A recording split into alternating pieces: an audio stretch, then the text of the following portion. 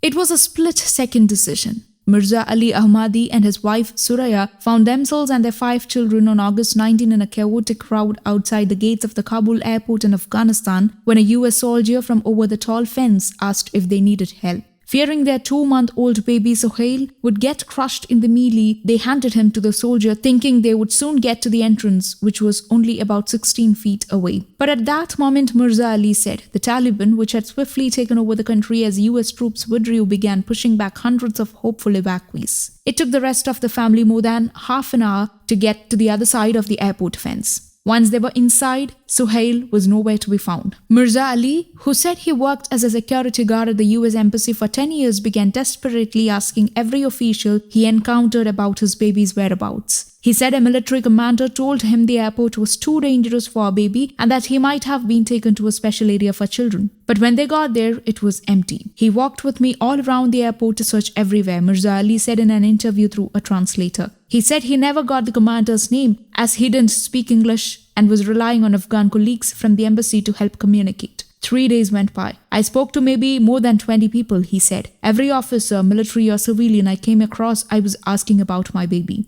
He said one of the civilian officials he spoke to told him Sohail might have been evacuated by himself. They said we don't have resources to keep the baby here. Mirza Ali, 35, and Suraya, 32, and their other children, 17, 9, 6, and 3 years old, were put on an evacuation flight to Qatar and then to Germany and eventually landed in the United States. The family is now at Fort Bliss in Texas with other Afghan refugees waiting to be resettled somewhere in the United States. They have no relatives there. Mirza Ali said he saw other families handing their babies over the Kabul airport fence to soldiers at the same time. One video clip of a small baby in a diaper being hoisted by her arm over razor wire went viral on social media. She was later reunited with her parents. Ever since his baby went missing, dates are a blur, Mirza Ali said. Every person he comes across, aid workers, US officials, he tells them about Sohail. Everyone promises they would do their best, but they are just promises, he said. An Afghan refugee support group created a missing baby sign with Sohail's picture on it and are circulating it among their networks in the hopes that someone will recognize him.